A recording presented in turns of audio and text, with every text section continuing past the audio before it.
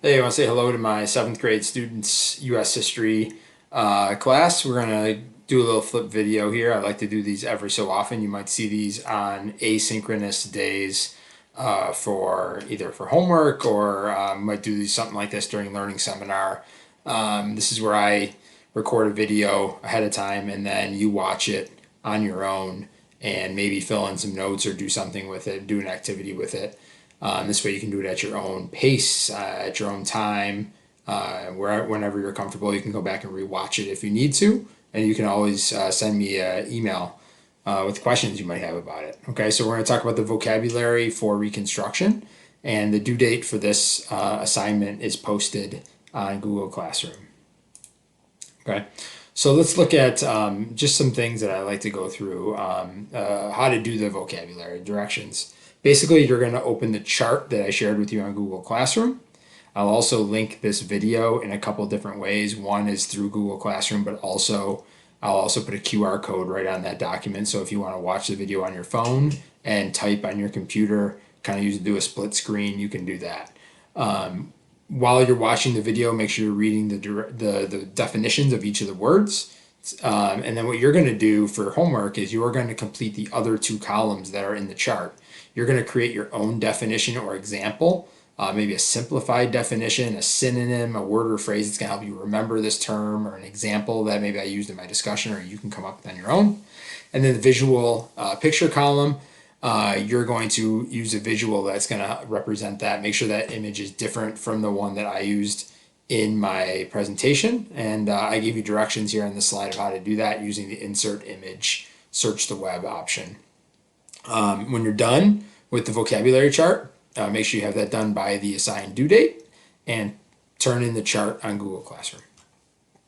Okay, so there's 8 words that we're going to go over today. The first one is Reconstruction, which is the title of the unit. So Reconstruction is we're going to pick up in history kind of at the end of the Civil War, and America is very war-torn, especially the South. And it's that process of rebuilding the South after the Civil War. And that also means not just physically rebuilding, but emotionally rebuilding the relationship with the people living in the South and Southern leaders, and bringing them back into the Union. And there's many different plans for Reconstruction that we'll talk about this year. Lincoln had a plan. And then after he was assassinated, Andrew Johnson, who took over, had a plan, and the radical Republicans in Congress had a plan, and Robert E. Lee and Frederick Douglass had ideas of what to do. So there's going to be a multitude of plans that we're going to talk about, but Reconstruction ultimately is going to end in 1877. So it's going to be about a 12-year period, but it was getting started actually before the war was even over. The next word is going to be amendment. And an amendment is an addition to the Constitution that's going to provide a change or an addition that's going to make something slightly different from the original language, or an addition that wasn't in the original Constitution. There's been 27 amendments over the course of over 200 years of history. And the first 10 actually came in the Bill of Rights. So the first 10 are passed almost immediately after the Constitution is ratified. So there's only really been 17 changes to the Constitution after the Bill of Rights. And some of the ones that we're going to talk about this unit are the 13th, 14th, and 15th Amendments, which are often called the Reconstruction Amendments. And you'll see why when we learn about them. The third word is going to be Carpetbaggers. And this name literally comes from the carpet style of suitcase that they were carrying. And these are Northerners who went into the South after the Civil War. And for some of them tried to just literally help people. They were kind of kind souls, but many of them became people who took advantage of the South and for their own gain, take advantage of the situation to make money and be prosperous and take advantage of the turmoil going on in the South. So those are carpetbaggers. All right, the next word is discriminate. And discriminate often has to deal with being prejudiced towards one group of people, but really it's just recognizing differences. You're discriminating based on those differences, whether it's race, religion, creed, whether it's ethnicity or language that people speak, or it could be gender, or people who don't identify with a gender, or things like that, sexual orientation. This is different ways to discriminate based on the fact that, you know, people are different.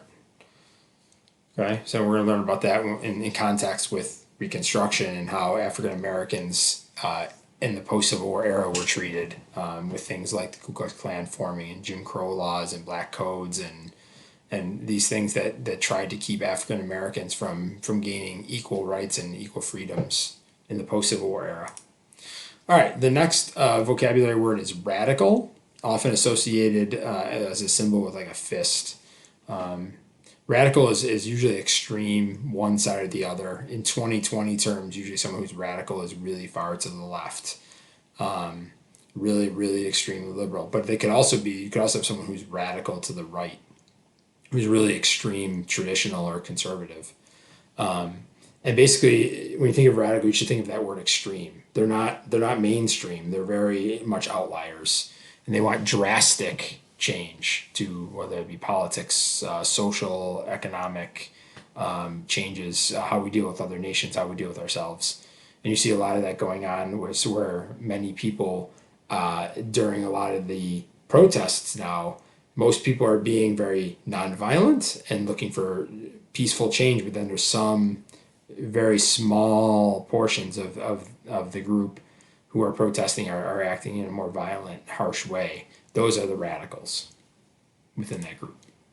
Reconcile is a vocab word that means to basically to settle a disagreement.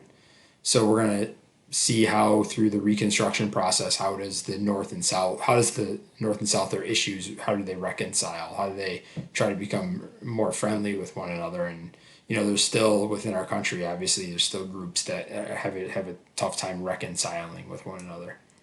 The next word is, we have two more, segregation. Segregation is the separation of people based on a certain condition. And in the South, after the Reconstruction era, you're going to see an era called the Jim Crow era. And that's going to be where the South is separated based on race. And you're going to have areas where they call them, you know, white drinking fountains, and there's areas where they call them colored drinking fountains. And these are areas where non-white people were expected to use these facilities, and they were supposed to be separate but equal, but in most cases they were definitely not equal. Okay, and then the last word we're going to talk about is sharecropping. And sharecropping is a system that after the Civil War, where in exchange for a small portion of the crops, people would work the lands, and this is often a way that Southern landowners were able to find a different way to take advantage of some African Americans who were, you know, homeless or struggling and needed to put food on the table.